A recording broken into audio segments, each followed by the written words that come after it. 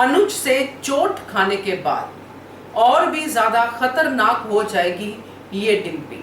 नमस्कार दोस्तों, स्वागत है आपका आपके अपने चैनल हंग्री स्पिरिट्स में। हंग्री स्पिरिट्स देख रहे सारे दर्शकों का मैं अंजू शर्मा दिल से स्वागत करती हूँ। जिस बात का हम बहुत देर से इंतजार कर रहे थे, मैं आप सब, कि अनुज डिम्पी को कुछ कहता क्यों नहीं है।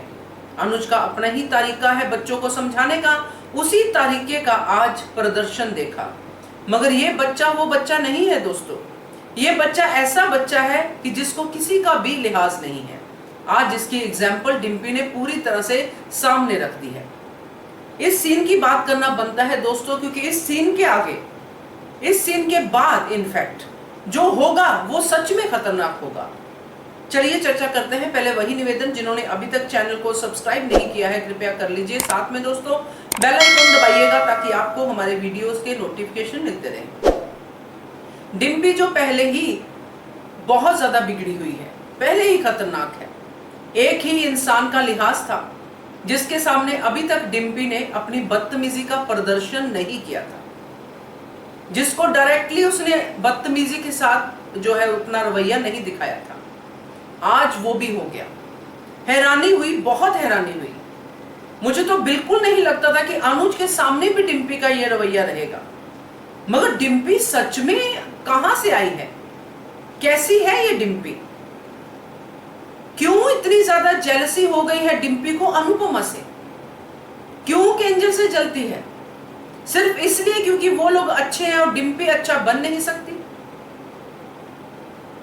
आज डिम्पी ने जो कुछ अनुज को कहा सच में चिंता वाला था और हैरान भी करने वाला था, जैसे मैंने पहले भी कहा।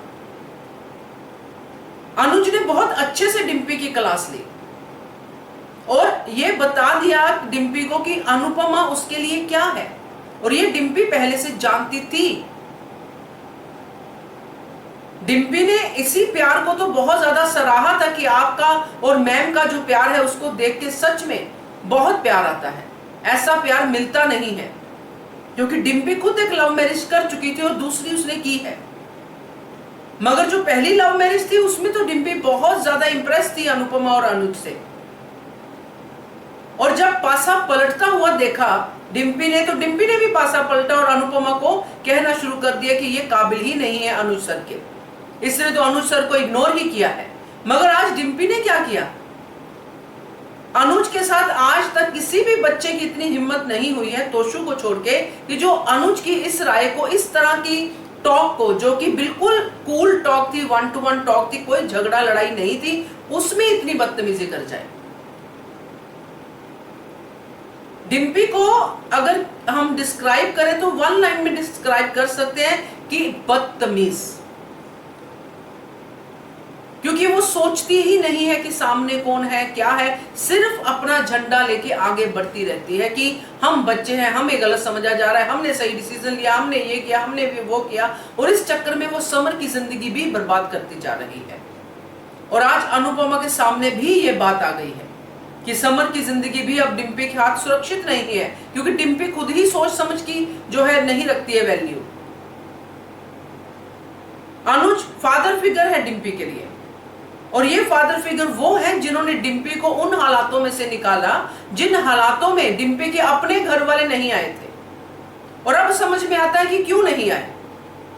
अगर डिम्पी इतने बड़े एहसान के बाद उन लोगों को सुना सकती है कि आपने क्या किया है, सुना दिया ना मुझे एहसान किया है, ये सुना सकती है, तो अपने पेरेंट्स को क्या क्या सुनाती होगी।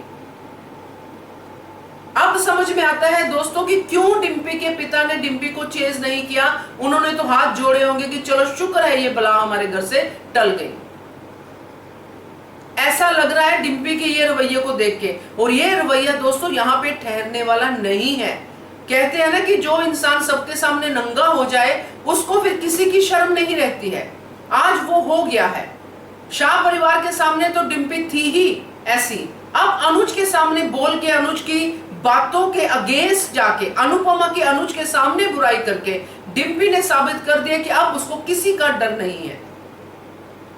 और अनुज के बातों से उसको बड़ी चोट लगी है कि अनुज सर भी मुझे नहीं समझते हैं, अनुज सर भी बाकी लोगों की तरह बच्चों को ही लेक्चर दे रहे हैं।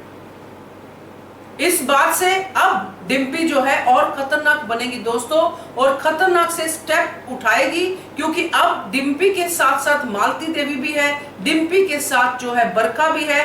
डिम्पी बनेगी वो जो कहते हैं ना कि जिस कंधे पे रख के बंदूक चलाने वाले लोग, वो कंधा डिम्पी है।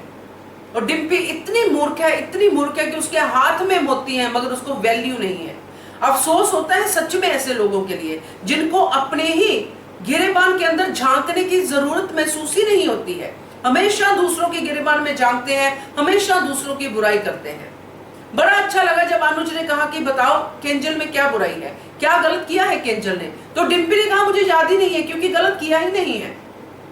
आप भी और मैं भी हमेशा इस बात को याद रखेंगे कि अगर हमें किसी के सामने अच्छा बनना है तो उस अच्छे को बुरा साबित नहीं करना है, हमें उससे ज्यादा अच्छा बनना है। और जब हम ऐसा सोच के साथ चलेंगे तो हम भी एक अनुपमा बन सकते हैं जो अच्छी अनुपमा है। डिम्पी को सिर्फ अनुपमा को डीफेम करना है कि अनुपमा मम्मी कैसे महान, और आज तो अनुपमा का नाम भी ले दिया अनुज के सामने।